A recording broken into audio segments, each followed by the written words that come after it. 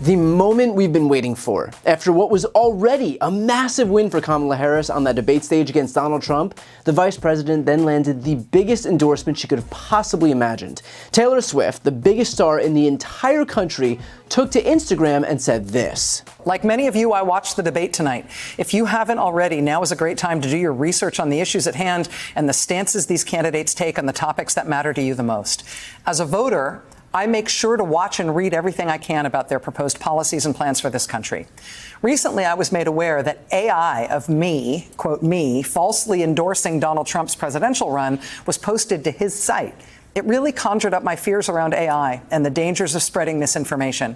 It brought me to the conclusion that I need to be very transparent about my actual plans for this election as a voter.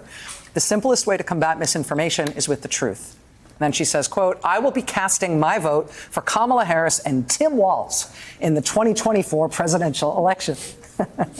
I'm voting for Kamala Harris because she fights for the rights and causes I believe need a warrior to champion them. I think she is a steady-handed, gifted leader, and I believe we can accomplish so much more in this country if we're led by calm and not chaos. I was so heartened and impressed by her selection of running mate Tim Walz, who has been standing up for LGBTQ plus rights, IVF, and a woman's right to her own body for decades. I've done my research, and I've made my choice. Your research is all yours to do, and the choice is yours to make. I also want to say, especially to first-time voters, remember that in order to vote, you have to be registered. I also find it's much easier to vote early. I will link where to register and find early voting dates and info in my story. With love and hope, Taylor Swift, signed Childless Cat Lady.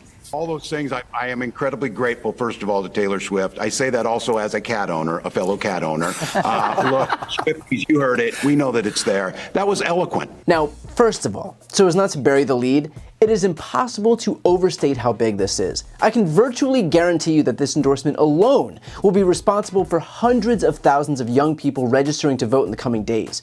I'll cover it when the numbers come in, but do not doubt it for a second when I say that it's coming. Second, what's most telling is that it's not even clear that she would have endorsed anyone, but because Donald Trump decided it was so necessary to lie and deceive his supporters with this post of AI-generated Taylor Swift supporters endorsing him, well, suddenly it became necessary for Taylor to speak out. Again, had he not felt the insatiable desire, the need to lie always, he might have actually saved himself from contending with the world's biggest musical artist coming out against him. But because he has no self-control, here we are.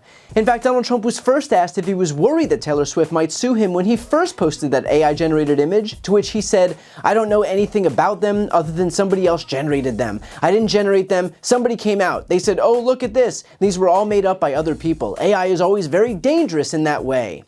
Ah, yes. AI and manipulated video is always very dangerous, said the guy who just shared AI and manipulated video.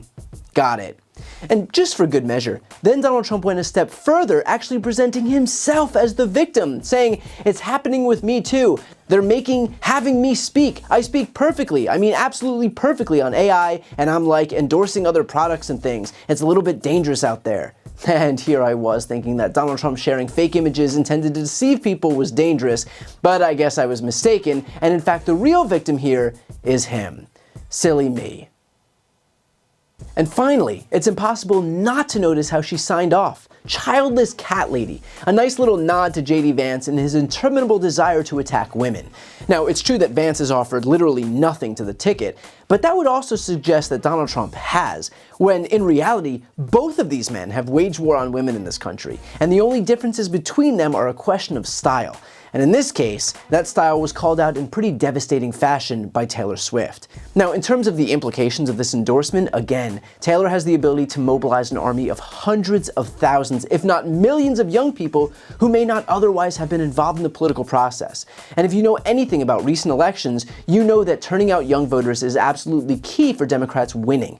Young voters made up the decisive margin for Joe Biden in 2020, in swing districts in 2022, and if we want to have any hope of beating Donald Trump in November, we need young voters to be fired up again. That's what this endorsement just solidified. And by the way, it's not just Taylor Swift. Already we're seeing massive recording artists with young fans come out for Harris, including Beyonce, Ariana Grande, Charli XCX, Megan Thee Stallion, and Olivia Rodrigo. Granted, that's not to take anything away from the Republicans, who also enjoy the support of major celebrity names like Scott Baio, Kevin Sorbo, Kid Rock, Dennis Miller, and I think I'll stop there so as not to overwhelm you with star power.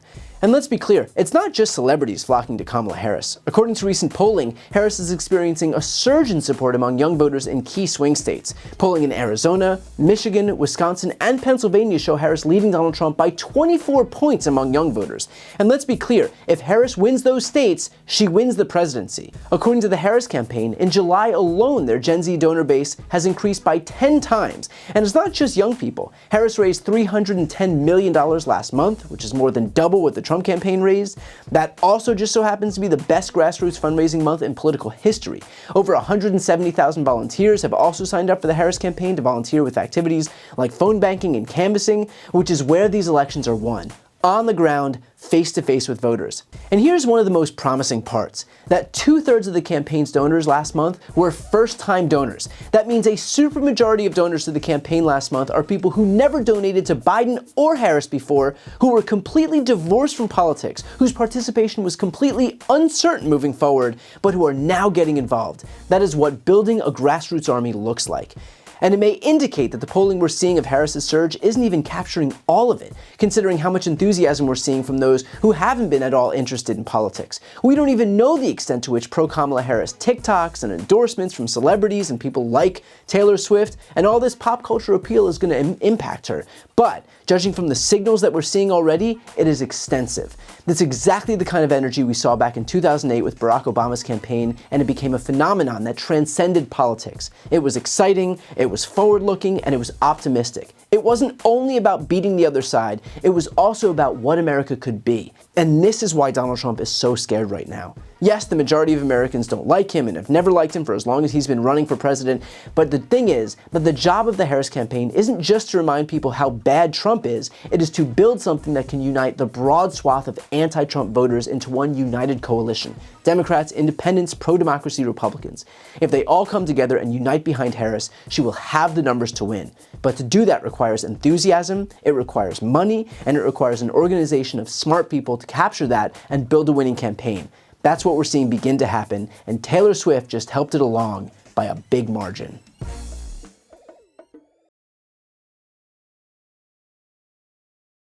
Before you go, just a quick note, if you'd like to see more of my content, which is always free of advertising, sponsorships, and paywalls, please make sure to subscribe to this channel using the subscribe button right here on the screen. And if you'd like to support my work even further, you can grab a copy of my instant #1 New York Times selling book, Shameless, available for sale right now. That link is also on the screen. Thanks so much for watching.